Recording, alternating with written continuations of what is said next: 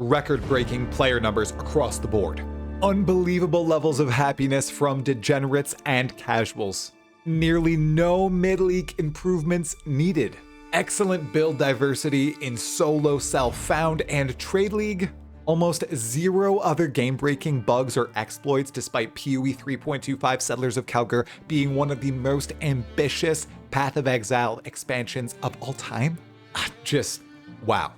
You could say the state of Path of Exile on day 18 of 3.25 is absolutely ridiculous.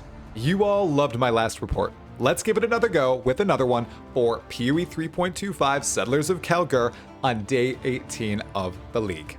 Truly, this is one of my favorite Path of Exile expansions to date, and it seems like, judging from the community's reception, it is for many of you out there too. Here's a rundown for today's agenda of this special State of Rayclast report. First up, we're going to start off with the insane player numbers and happiness. Then we're going to move to the meta report on Trade League and SSF, looking at build diversity, skill diversity, and the like. Then we will talk about the build of the league, what might that be? Then we'll move on to the mechanic of the league, very auspicious. After that, we're going to talk about the content, to go core or not to go core. Will King's March actually make it to the real game? Then we're going to talk about how there was almost no drama or bugs post-league launch. Then we'll move on over to some community testimonials, including talking about the first Olympic gold medalist that we know plays Path of Exile 1. Then we'll talk about some unofficial partner reports, maybe throw in a Sir Gog or DS Lily mention in there. Then we'll do a yapping monologue, which I promise will only be 30 seconds. After that, we will do the official State of Rayclast sign off and end this video. But before we delve into this officially unofficial broadcast, if you would like to support the channel, you can massively help by hitting the like button and subscribing to Talkative Try. Without a doubt, you'll get a substantial dose of Path of Exile 1 and Path of Exile 2 content. Some of it unhinged, some of it buttoned up just like this shirt. All right, enough self-important chatter. Let's get on to the State of Rayclast. We're talking player numbers first here. We're looking at day 9, then we'll look at day 15 of the league. On day 9, Settlers of Kalgur was the most successful expansion ever for Path of Exile 1. It started with the record player peak on day 1, and then on day 9, it was maintaining 68.8% of those players via the Steam charts. That is insane, and above Affliction, which we've seen as one of the most successful leagues of all time in terms of retention. Not player numbers, that had lower player numbers than this league, but it had far better retention than prior leagues and especially Necropolis. After bouncing back from Necropolis, Grinding Gear Games are surely super happy with the player numbers on day 9, and they probably were even happy with them on day 15. On screen now are the day 15 numbers. You can see that 53.3% of the player peak on Steam were retained on day 15, which does not beat out Affliction. But that doesn't mean that less players were playing. That just means that less of that overall peak were playing. In terms of sheer volume of players, this still smashed Affliction, and there are lots of reasons why. People mostly are attributing this to the ease of access to currency and build upgrades via the currency exchange market. And we're going to talk about that in very good time. But in addition to that, there were just so many other great changes that really pushed this league to the next level. It was polished, it was enjoyable, there's a new meta, and lots of people haven't played PoE in a long time. They heard about this league being incredible, they came back, and they enjoyed it greatly, and they're still playing. Lots of people like myself play every single Path of Exile 1 league, but we also have to think about those people who played back in Metamorph or back in Delirium, maybe in Expedition, and then they bounced from the game and they haven't heard about it until this banger league right here. They see, oh my gosh, this is a phenomenal league. They finally added the auction house to the game. I'm gonna go in. And they do, and they have a stellar time. And I think that's really what's driving many of the players back to Path of Exile for this particular expansion. Players are just happy. Player happiness seems at an all-time high. Mixed between the auction house being in the game, the league mechanic needing very few fixes, a whole bunch of new skills at the top and new builds shining through, and just the fact that everything seems rewarding. Even though there were complaints about T16s not beating out T17s, if you actually look at the raw numbers, if you actually look at liquidating your currency, you can see that you can make quite a bit and fund many builds without really following any strategy. So aside from a few little sour marks, this league, my goodness, players are happy, and we'll see that in many of the testimonials later. Yes, this just in, we have some breaking news. There is a Path of Exile 2 closed beta test going on this week, starting on August 15th, going to August 22nd. If you haven't already, check your email. Make sure if you got in that you accept that closed beta test. It's under NDA. We won't learn anything about it at all unless people leak, and we don't want people to leak. No leaks will be covered on this channel, but I thought that I should alert all you PoE 1 players about it, just in case you were picked. I know you don't like to hear about PoE 2 in these videos, so I'm not going to harp long on it. Back to the Path of Exile 1 content. All right, it's time for the meta report. And for this particular report, we will be using numbers from PoE Ninja. Now, PoE Ninja is a website that pulls from the ladder, which is a list of 15,000 characters that Grinding Gear Games sends out to everybody saying, hey, here are the top 15,000 characters in terms of raw XP. In addition to that, PoE Ninja pulls a bunch of characters that are able to be pulled from the game's API and lists them inside of this report. Using it, we're able to see the top ascendancies, the top skills, items, passives, Atlas skill tree stuff, and the like. So we will be looking at that today with a focus on the ascendancy split and seeing which builds really shined above the rest on about week 3 of this stellar league. We are also looking at a specific level range here. I went level 90 to 100 just because. Just as an overview, build diversity seems decent. I say it's decent because it seems that a few ascendancies are dominating the top of the chart in both solo self-found and trade league. We'll see which ones in a moment. However, many of these skills are different. People weren't using them beforehand. There's a brand new meta, lots of new items are being used, skills, passives, ideas. So that is awesome to see after many, many leagues of monotony now.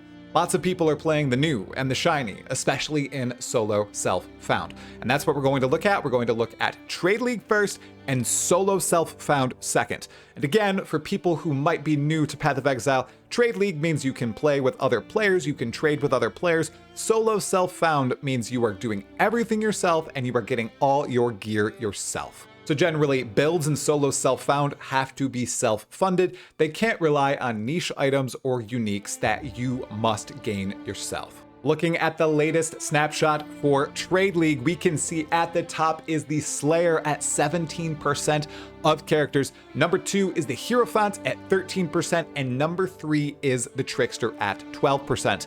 If we think back to that first meta report that I did on day 3 of the league, Gladiator was at the top by far. That has completely swapped. Gladiator is now in the 4th position. Trickster has surpassed it, as has Hierophant and Slayer.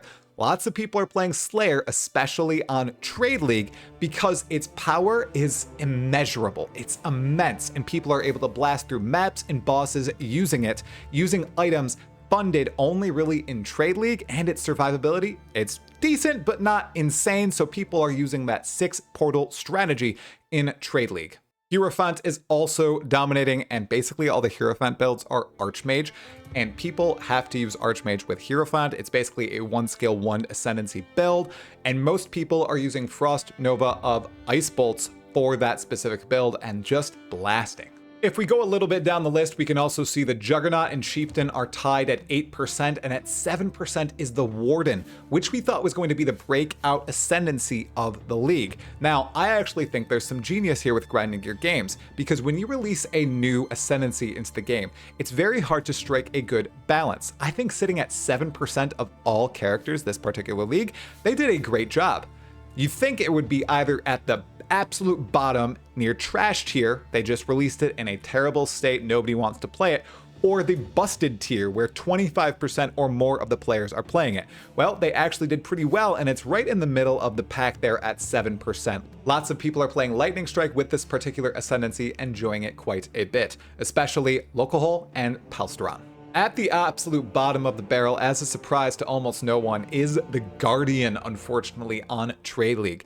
Now, this recently did have a rework, I think back in Ancestors League, so this is super unfortunate. Although, you know, being a support class, that's kind of par for the course in Path of Exile. Not lots of people want to play in this supportive meta. They want to have all the power ingrained in their own characters, and with Guardian, there only seems to be a very small amount of builds that are actually viable there. Some to do with links and supporting other characters, some to do with Holy Relic and certain minion types, and not much else. All these other classes have a few builds available to them. I mean, what's shocking to me is that it's being beat out by the Assassin, which is at 2% this league, which is quite impressive. Overall, the Trade League meta is pretty strong right now, and I do think it will continue to evolve over these next few weeks as more builds and item interactions and the like are discovered. I don't think this meta is set in stone at all, and this shakeup, I cannot stress, is wild compared to last league, wherein it was that stale meta that had been occurring over and over and over again.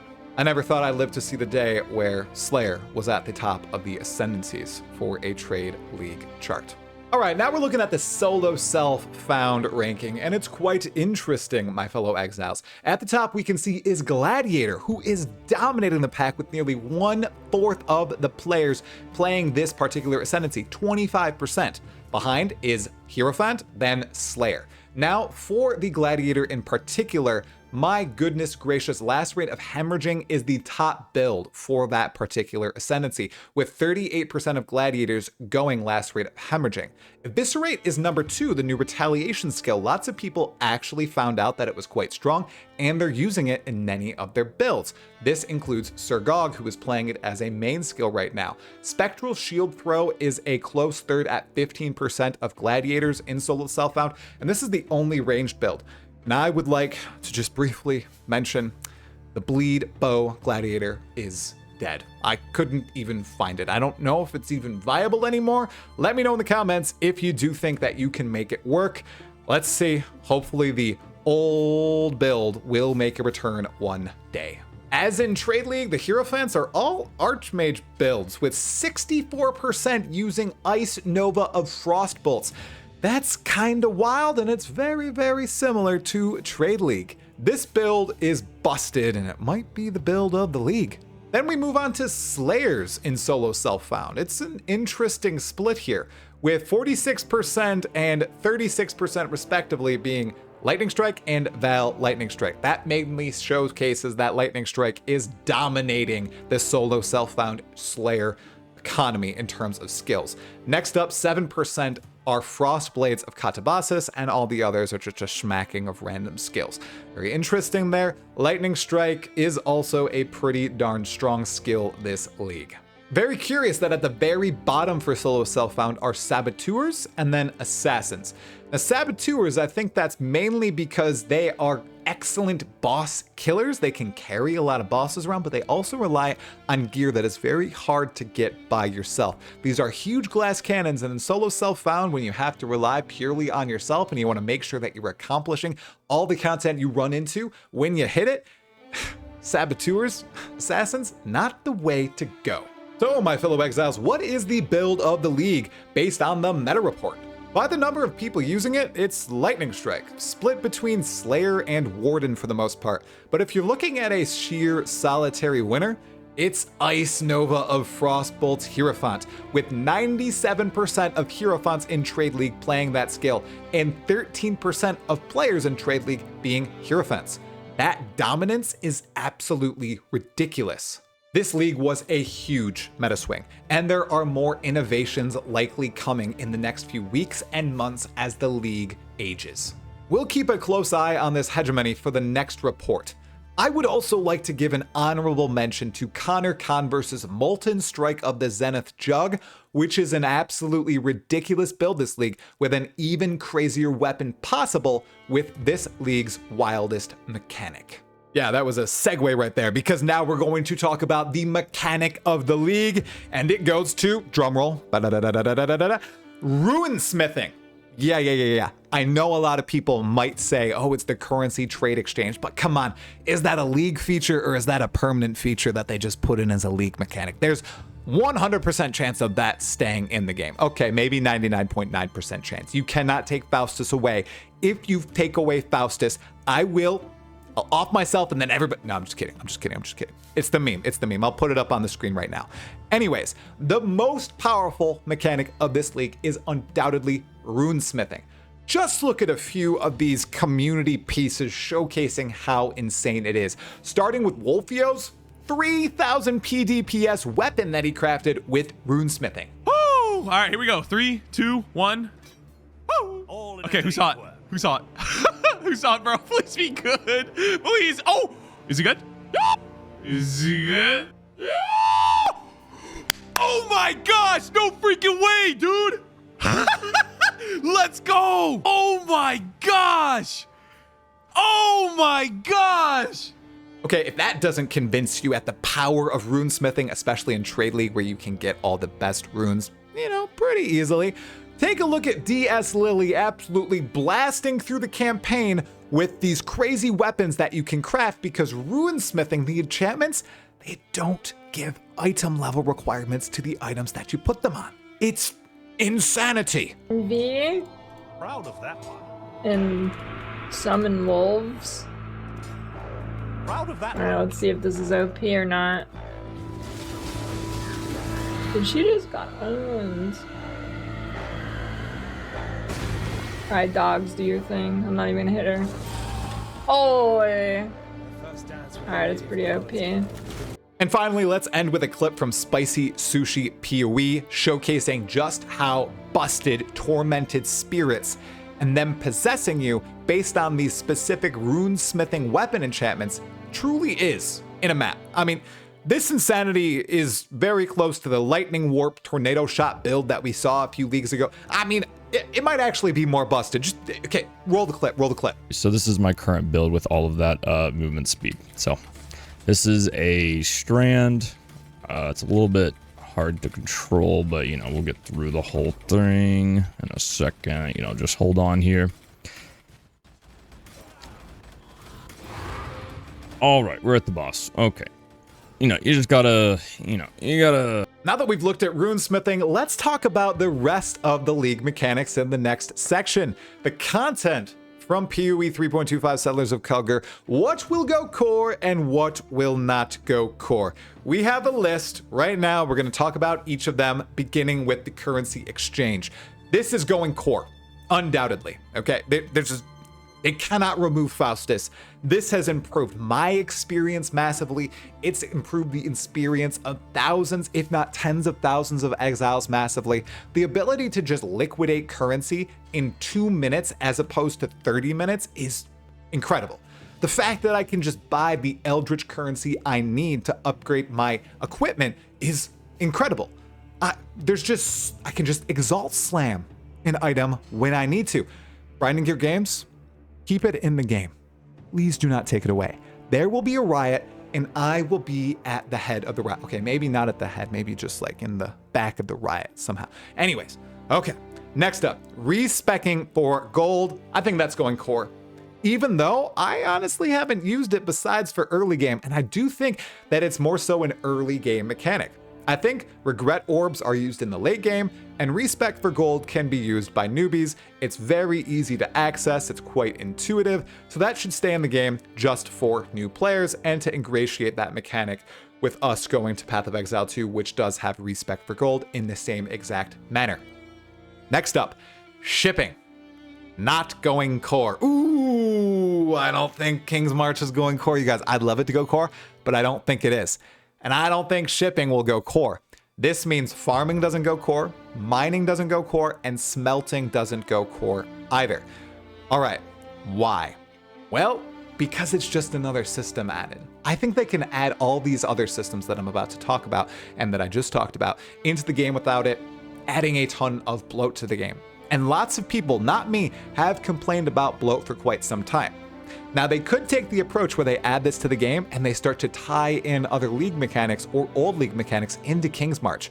I would love if we had this secondary, tertiary, quadruciary, whatever system that we could build up as the league progresses. And it obviously will help with player retention because people like to do stuff like this every league. Honestly, I'm really enjoying it. I think I could enjoy doing it every league because it provides that very in-it reward to me via the shipping, via all of the other benefits that I'm getting in the town itself. Now, will everybody like that? I don't know. PoE players have complained about bloat for quite some time, so I think they'll be a little bit cautious on adding this in, even though there is an overwhelming amount of players who claim they want this in the game. I don't think they can add it and then go back on that decision. I'm wondering if this would be a great time to do a community poll. Kind of like how Last Epoch does, I know RuneScape does this too, where they ask the community about King's March truly. Would you want King's March in the game? Yes or no? Why? Or it could just be a simple yes or no, and they could put it in the launcher and everything and just see what people really think. Since we have so many people still playing Path of Exile this late into the league, it's unprecedented. I don't think it's going to make it core, unfortunately, and that means farming, mining, and smelting won't either. Recombinating, though, I think it should go core. I think they should buff it a little bit, and it should be brought into the core game with Isla. That's easy enough. You don't need the shipping and all that attached to it. You can have the gold cost associated with it. Gold is coming into the game, I'm sure, with the currency exchange market and with respeccing. So you can just tie gold to recombinating as well, forcing you to play the game to recombinate so you can't just sit in your hideout and merge together the best gear possible. Runesmithing, not going core. Not at all. We just talked about how it's the most broken mechanic of the league. It allows you to craft absolutely insane items. This is the borrowed power of the league. It's the Crucible passive skill trees. It's the original implementation of tattoos. It's the original implementation of the charms and that which was taken from Affliction. There's no way that this is going core. All of these imprints that you can make on rare items from unique item affixes are just busted. And if my videos that I showcased you before didn't prove that otherwise, here, I'll throw up another one on the screen right now. Look at how just insane this is. You know, it's like trying to wrangle a horse, right? You gotta take control. Anyway, this is the DPS. I mean, you probably know how the DPS is gonna go. It's, yeah, I mean, it's a little broken. But anyway. All right, map running now. Not going core. I don't think it's going to go core. I don't think they're going to have the auto running maps going for you. It is kind of cool, but it does rely on King's March being in the game and you having a huge sink for gold. And now that I'm talking about it, maybe it will go core because it is a huge gold sink. This is where most of the gold sink goes for King's March and for your gold. It's having people run maps. And we've seen the crazy rewards that people are getting from map runners. Mirrors of Kalandra, Hinakora's Locks, and the like. It's incredible. Magebloods too. It's awesome. But I don't know if it's going to make it core. I'm going to go with no, it's not going to make it core at all. The bosses. I think they'll make it core. I like them. Maybe there'll be new T17 map bosses. The fights are pretty good. They're well telegraphed. I really like the environments. It feels like we're in Path of Exile 2, especially when we're going into the pirate one that's off on an island and you're walking in, the camera's all zoomed out, the water's beautiful and pristine, and the beach looks so realistic. Oof, that scene is great. And I think the bosses are good. They shouldn't be removed from the game. They should be implemented in some way, shape, or form. Maybe they're Path of Exile 2 bosses. I don't know. I haven't seen them in PoE 2. The uniques. They should just go in the core item pool, or if those pirate bosses become T17 map bosses, they could just drop from them. The items are pretty cool. I know one of them, the hammer, relies on runesmithing. Maybe it can be changed in some way. Hope that skin stays in the game because that skin is dope. I absolutely love it. So just summing it all up, if King's March goes core, I think they can continue to build on it and roll prior leagues into the King's March mechanic. I truly think it won't go core though. I would love for it to go core, but I don't think it will because it's going to add that extra layer that you feel like you have to build up every league. It's not like Delve where, oh, okay, Delve's off to the side. I don't really have to build up my Azurite mine and all the like. It's very optional. King's March though, because of how passively powerful it is as implemented right now, is too powerful to ignore. So I think they'll need to tone down the power and it couldn't be added into the game as is, unless they integrate it into the core campaign in some way and bring down the cost a little bit so you can max out the town faster. Otherwise, people like me, I haven't even maxed out the town yet. I've played quite a bit. I'm at like 23 challenges or something, and I haven't maxed out the town. People like me won't max out the town, and maybe over time, I don't think this would happen to me, but maybe for others, it would be a bit draining. 2, 3, 4, 5, 10 leagues down the line. Now, really cool idea that I don't think I had originally. I think it was someone else. I don't know who it was. I'm sorry. Let me know in the comments if it was you. King's March is how we build hideouts in Path of Exile 2, and we're building our own island in PoE2. We're not building King's March, but we're building something like it, and we get farming and smelting and rune crafting and all the like on our own island. I think that would be absolutely dope, and I could see that happening in PoE2. Okay, but let's talk about Path of Exile 1 again. There's been almost zero drama or bugs after that initial divination card scandal. It was insane, but Grinding Gear Games handled it the right way, and none of the divine orbs generated from that scandal re-entered the economy. So the league was essentially saved. And since then, there's been a bunch of currency strategies that have come out from content creators, streamers, and absolute blasters, but no exploits. And that's awesome. It's so cool to see. It's not like Necropolis in the slightest. Even though this was a wildly ambitious league, they did a good job testing all this stuff, and it turned out very well at the end of the day. Now, there was one or two boss bugs that have occurred, including this one that's up on screen right now with an infinite laser with the Black Knight. Not cool at all, and this definitely is not intentional, and hopefully it gets fixed so these people can get the challenge and not get hit by the laser. I've actually had it happen to me once, and it was kind of wild. The only real whining that I've seen about the league is one about the shipments, and not understanding that for those massive shipments that they were showcasing in the reveal, that they said, oh yeah, you're saving up a week of maxed out resources for. People thinking that that week's worth of maxed out resources could just be gained, the currency from that could just be gained from a normal shipment of stuff you generate in like 6 hours. That's not the case at all. They prefaced it with saying, yeah, you got to save up all of your resources for a week. You got to have like a 50 million value shipment, and then you get absolute pages of currency. You get divine orbs and chaos orbs and all the like. Oh, it's going to be so cool. All the different rune types, including the super coveted power rune. Yeah, that does actually happen. People have showcased that if you save up a week's worth or 2 weeks worth, you get insane rewards. Now, if you just keep sending stuff out over and over and over, you have a chance at those rewards, but it's a very low chance. And it seems if you save up all of your shipments and resources and then send it out at once, you do have a pretty darn good shot at getting excellent rewards. And then the other complaint of the community has been the cost of workers and wages for those workers. Especially map runners have a huge role that they can roll for the wage that they're paid. It seems like it can vary from like 1,000 to 4,000, which is insane if you have a full set of map runners. And to re-roll for the highest tier of worker, that costs 22,500 gold, which is a hefty amount, at least for someone like me. I've only re-rolled that 3 or 4 times or something like that. So getting the right workers is very important, but it's also very hard. And people think that that should be toned down a bit. I think leave it the way it is. Maxing out a town should be hard.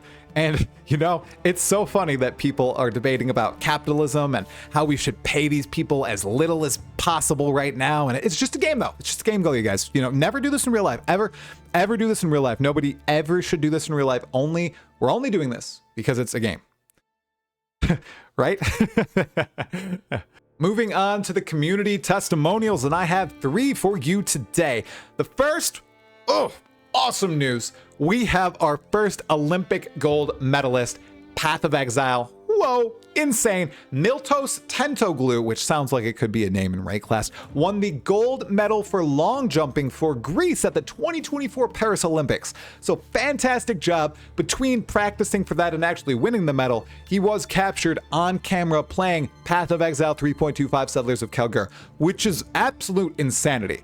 And even though I don't really care about the Olympics or the like, call me not a patriot, I'm pretty proud of this guy. Let's go get him Path of Exile on the map. Let's get some more Path of Exile players to the Olympics. You know, maybe if they invented a few new sports specific to Path of Exile, that'd be pretty cool. You know, like coping or hoping, stuff like that. I don't know. Farming, blasting, but stuff like that. I don't know. It would be a good idea, but congratulations again to Miltos. Thank you so much for repping our community so well. Community testimonial number 2 comes from a name that I cannot pronounce, and this is on the Path of Exile subreddit. I totally agree with this post. I'm just going to briefly read over it right here for all of you. Essentially, Auction House is the best League mechanic since the new Atlas. The title speaks for itself. The new Auction House system has completely transformed my Path of Exile experience, and I wanted to share my thoughts on why this change is such a game changer. Essentially, he talks about how this has revived mechanics that weren't there before. It has streamlined his time in the game. It's saved him a bunch of time, and it's allowing him to build more powerful characters than ever before. It's awesome. And many people here expressed agreement with him, as I have too. As a dad, as someone who doesn't have a lot of time to spend on PoE, at least not as much as I used to, being able to just generate currency that I need in mere moments, as opposed to 30 minutes to an hour of trading when I do play, is game changing. It's life changing, seriously, because I actually get to play the game more. But it's not all sunshines and rainbows, because I'd like to also showcase this community testimonial from Butsuan, who's talking about how the endgame King's March upkeep costs and the feeling of needing to grind more gold makes them uncomfortable. Now, this is something that does make sense. We're humans, right? We see that something isn't being done that we want to get done, and we want to get it done. We want to up that gold that we're sending to King's March. We want those jobs to be doing something. We want to be rewarded while we're out of the game, when we're allowed to do that. And that feeling feeds into a Path of Exile player oh so well. Because let's face it, everyone, if we're grinding Path of Exile and we're playing this game for hundreds of hours every league, we are addicted, okay? We love the game, we're addicted. Just admit it, people are addicted to all sorts of things. That's not necessarily a bad thing in my eyes. People are addicted to eating, to watching TV, to running, to doing all sorts of things. We're just addicted to playing Path of Exile, okay? And this particular mechanic that encourages us to feed into it to get us rewards while we're doing other things like working or running or watching TV or being with our family or the like, will just feed into that and empower us and embolden us and just say, oh my gosh, you need to get this done. You need to keep feeding me gold. And I do feel that too. And I know lots of other people feel that out there as well. The need to run maps, to get gold, to send to King's March. That's a true feeling, okay? And there are solutions to it, but it really involves either your mentality or grinding your games, making things easier. And I don't think they want to make this easier. I think they want to force you to make difficult decisions, right? And you changing your mentality. You can't have all your map runners going at once. You can't be smelting. You can't have max shipments going out. You can't have farming going at max potential. You can't have people disenchant. You can't have all of that ongoing at the same time. They want you to make difficult decisions. They don't want you to have rank 10 for all of your workers, right? A lot of people do want to max that out. And once they max it out, they have to be generating lots of gold, and it just keeps feeding, right? You keep wanting to do more and more and more, and you will need to do more based on how the mechanic is created. So instead of people making the tough decisions, they're just looking to grinding your games and saying, hey, I don't want to make the tough decisions. I want to get everything all at once, because that's the way Path of Exile is, right? You want to be the most powerful you can. And with this particular mechanic, unlike anything else in PoE, you really can't unless you put in the time, because that's what gold is. Gold is time. Whew, that felt a little heavy. I'm a little hot right now. Let's go into something a little less serious. Ah, yes, right here. Empyrean continues his Based or Cringe series on various PoE strats in PoE 3.25 Settlers of Kelgar. This was probably the most successful video series of Necropolis, and it's shaping up to be one of the biggest YouTube series in the entire Path of Exile content creation community. I love it. You should check it out. Even if you are not a blaster like Empyrean, sometimes it's entertaining to watch. I've watched a few of the episodes, and I cannot deny how jealous it makes me when he's just raining all this currency. But I do appreciate that he showcases all these various strategies so that other people who don't have the time to attempt all this stuff do understand what is based and what is cringe. And then if you'd like a deeper dive into the meta report for Solo Self-Found and Trade League, and probably more updates throughout the league, Surgog has done an excellent job as usual reporting on all the best builds of the league, and his thumbnail game is getting pretty darn awesome if I do say so myself. In other consistent news, Quinn69 has died yet again, this time in bombastic fashion off stream, dying to a one-shot. Fantastic job, Quinn, fantastic job. And then, wildly, Grinding Your Games released the first store armor set in quite some time over the weekend, the Elven armor set. Check that out. Finally, currency strategies remain king in terms of content right now, but Ziggy D is showing everyone how rich they really are by just looking through your stash and liquidating it on the currency exchange market. All those people are great content creators. You should definitely check them out. And of course, there are legions of other PoE content creators crafting content for 3.25 Settlers of Kelger. I support basically all of them. They're all awesome. All right, Exiles, it's time for the yapping monologue, and I will keep this below 30 seconds. I love Path of Exile 3.25 Settlers of Kelger.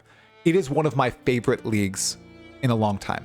I don't know if it's the best league of all time. We'll see once I get all 40 challenges.